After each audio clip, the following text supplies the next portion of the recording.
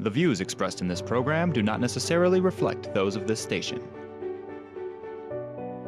Welcome to Insights into Northeast Michigan, a WBKB News public affairs program. Insights deals with the issues affecting those in the community, as well as Northeast Michigan and the state. And now, Insights into Northeast Michigan. Welcome back to Insights. I'm your host, Alyssa McCann, and we're sitting down with veterans talking about the veterans in our community. So Joe, if you want to introduce yourself a little bit, talk about the war you were involved with. My name is Joe Moton, and I'm a Vietnam veteran. I served from 1970, November 17, 1970, until February 15, 1972. I was a communications specialist, cross-trained as a medic in the military. Did my gig over there. I was happy to serve my country. It didn't matter whether you're drafted or not. The country is here for all of us. And if we didn't have that camaraderie, within the country, we wouldn't be here today. That's my feeling on that. There were some hard things said about us when we got back because the war dragged on so long.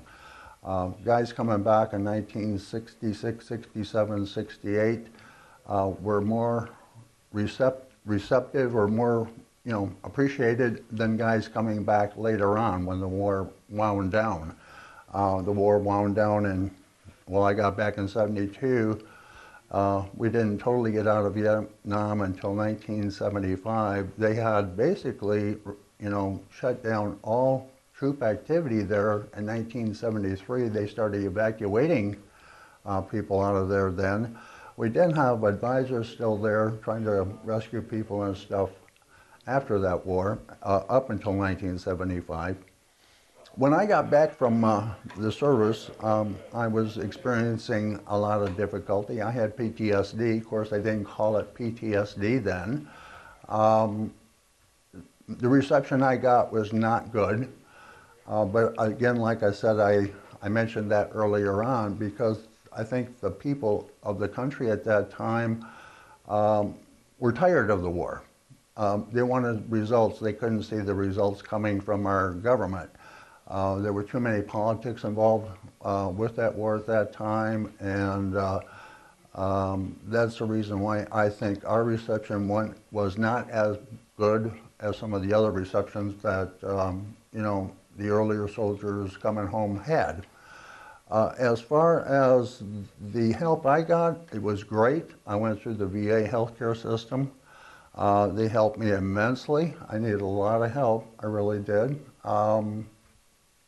I've been through a number of hospitals. I was at the VA in Ann Arbor. I had excellent care there. I was at the VA in Detroit, had excellent care there. I was at the VA hospital in Battle Creek. I had excellent care there. I have nothing but praise for the VA healthcare system for what they have to work with. The ground people or ground pounders that work at the VA do an excellent job. I've also been at the VA in Reno, Nevada, because I used to live in Nevada for a long time, or California actually, and I used to visit there quite a bit. I had good support from my family. I had good support from the community when I got back after I got out of the hospital. But when I say support, I didn't get support necessarily from community members, say neighbors. I got more of a community support from my comrades, veterans themselves, who we could relate to. If you want to go back to what was the experience like when you came back from serving? Yeah. How was that adjustment? Because you're seeing so much, and then you're coming home to something totally different. Yeah, you mentioned that. I'm sorry. Anyway, basically, when we got back home, I left Vietnam, and 48 hours later, I was back home, and I was basically discharged. So you don't have any downtime. You don't have time to, I guess, decompress. Veterans today, I think, have a little more time to decompress because it's kind of mandatory now. When we got home, there was no such thing as decompressing. So consequently, you were left to your own devices. A lot of guys probably drank themselves to death or did a lot of heavy drinking. They may have, used heroin, cocaine, marijuana, a number of things to just kind of cloud it out. But like I said, when I got home, we didn't really have that kind of decompression. And so how did you come back from that? What was the first thing you did when you realized that you did need help, you were suffering from PTSD? I was arrested.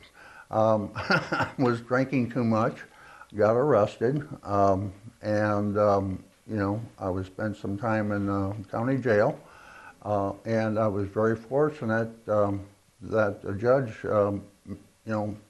saw my record. I just gotten back from overseas and stuff, and he made it mandatory that I go to a VA healthcare system, and I did. And if it wasn't for that judge and wasn't for drinking and everything, I probably would have been dead by now.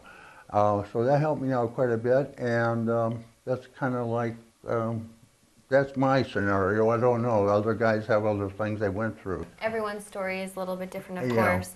And what was some of the treatment that you did receive? Was it counseling? I was seeing a psychiatrist, seeing a psychologist. I was put on medications, and I'm on medications to this day for some of the issues I have. I keep myself in check with routine checkups from the VA psychiatrist and psychologist. And how important do you think it is for people who are coming out of these wars that we are having now, and even back then, how important do you think it is for them to go seek help immediately? When they recognize they need help, it's very important that they seek the help quickly. The quicker the better, before they either do some damage to themselves or to somebody else around them. And in many cases, the people that are around these soldiers, or men and women both, might bring help, or might bring some, what's the word I want to use, might bring some dangers or something to their family. So it's important to do that as soon as possible. Whether a family member recognizes it or whether a veteran recognizes it. But that would be my take on it. That's great. And in being in the Alpena area, do you think it is relatively easy for veterans to come home and seek help here? Even at the Veterans Affairs, when they come here, is it relatively easy for them to get the help that they need? I believe it's easy for them to get the help they need if they go about it the right way. If you're getting the help through the VA, you do have a lot of paperwork to fill out. You're going to have the proper paperwork to brought with you, DD-214s, the whole gamut, before you can get into the healthcare system. If you're in a crisis mode, and I know they have crisis helplines for veterans right now, but if you're in a crisis mode, they do have trained professionals that are talking to these people, but sometimes that doesn't even help.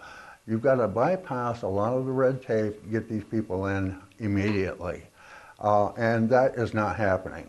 You could say one thing or you can do another thing, but it's really not happening. So, well, Joe, thank you so much for being here. Thank you very much for the invitation to be here and speak with you on that issue. Thanks a lot. And we'll be right back with more after this. Welcome back to Insights. I'm your host, Alyssa McCann, and we're sitting down with more veterans, getting to know them. Hi, Jeremiah. How are you today? Not bad, Alyssa. How are you? Good, thank you. So you want to talk about what war you were in and when you joined the war? Well, I joined the military right out of high school in 1998. After I graduated, I went to boot camp. From there, I went on to my AIT, my Advanced Individual Training, and then I was signed with my unit that I was attached to. And where did you go from there? From there, I came back to the state of Michigan. I was in the National Guard here in the 1439th Firefighter Detachment at the time. Now they've changed the name to Firefighter Team. And why did you ultimately decide to join the military? It was a family thing with me. My father and uncles served, my grandfather served, so that was something that I wanted to continue and be proud of the service, just like the rest of my family. Did you see that their experiences inspired you quite a bit to serve for the country? I mean, it is the biggest honor. Yeah, my grandfather proudly served in World War II. My dad was after Vietnam, but before Desert Storm. And uncles were in the service during that time too. And it was a traditional thing that a lot of the men in my family have done, and I continue to do it. Do you recall what it felt like when you were first joining the service? Was it something that you said that your family had inspired you, but was it something that you were timid about, or were you ready to go? I was ready to go. In fact, I was expecting, the old drill sergeant, screaming in your face, throwing stuff at you. And a lot of that was there, but it was a little tamer than I expected, and from past experiences or just things like you see on TV. And would you want to talk about what your experience was like coming back to the States after you had served in Iraq? What was the process that you went through mentally, emotionally, and physically getting back to somewhat of a normal life? That was very hard. When we came back from Iraq in 2005, we flew in, touchdown, went to the base, and within 3 days they'd released us, said, here you go home. We sat through some briefings, a little bit of paperwork shuffling here and there, and then we were just released back to the world. That was, in my book, that was pretty hard because we weren't prepared at all to integrate back into the real world versus our military life. And when you came back, did you notice anything different about yourself? Were you feeling any PTSD, emotionally, physically? What were you feeling? Yeah, I've been diagnosed with PTSD, some TBI, and a multitude of other medical problems. How I felt about it, it was there, it still is, and it's something that I continue to live with, but I've gone through counseling. I try to integrate myself back into life so that I can continue to do and be myself. With that being said, what were some of the things that you had to go through to get to where you are today? I can assume that you've made a lot of improvement from when you first came back to now. So what was the things in the area maybe that have helped you get through some of these issues? Well, I'm unique about that because after I got out of active duty, I went back to school. I traveled for that. I've got an associate and a bachelor's degree, both in culinary arts, one from the Great Lakes Culinary Institute over in Traverse City, and the second out in Vermont, in Montpelier, Vermont, New England Culinary Institute.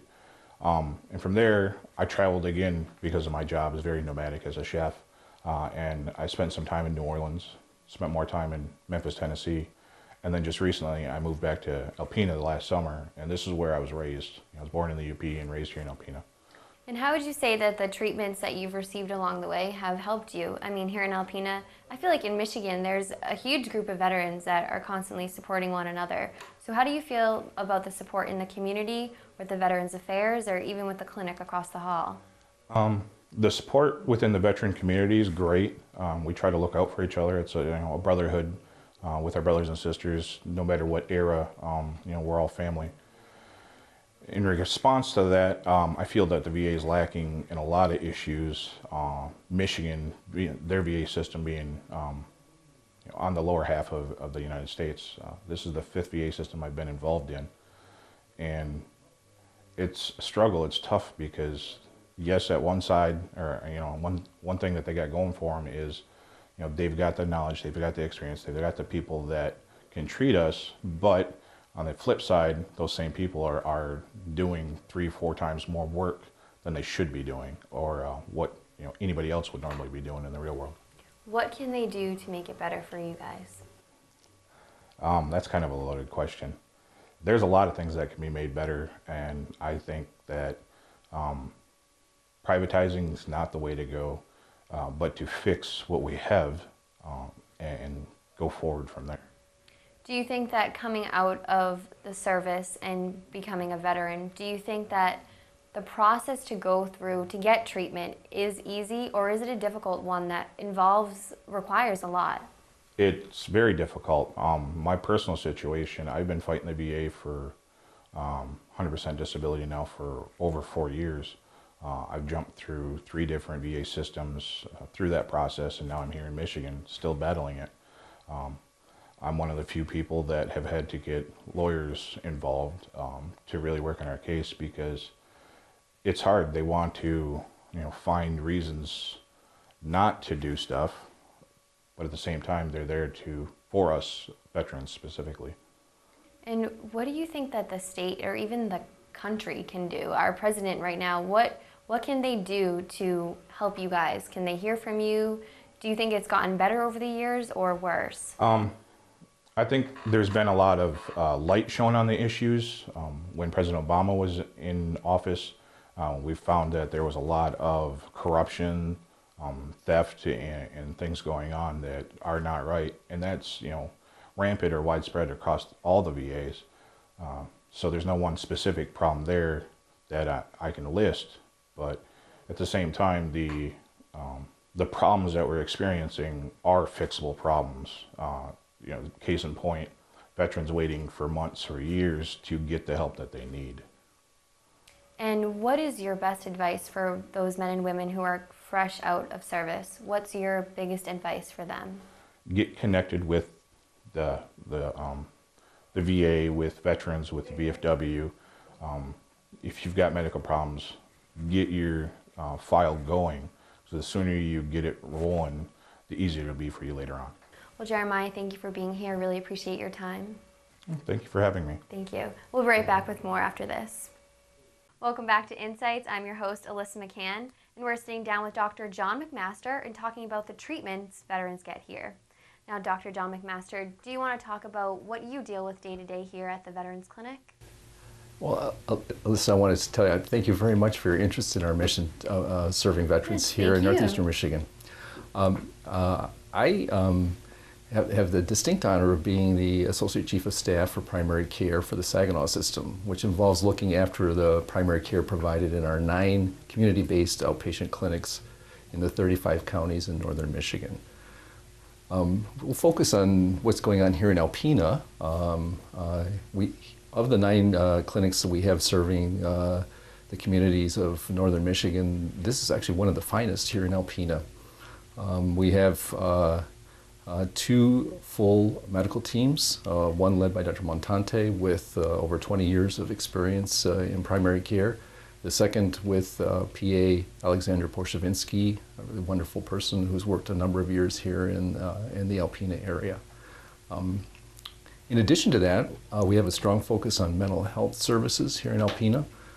So we have psychiatric services, mental health services, and physical therapy. And what are some of the things that you see day to day with these veterans that come in? Well, we take care of the full range of medical problems that affect men and women in any medical clinic. We have about 2,000 patients enrolled here at the Alpena VA clinic. So they call and come for routine care, and we have same-day appointments available for more urgent needs, just like any other medical clinic.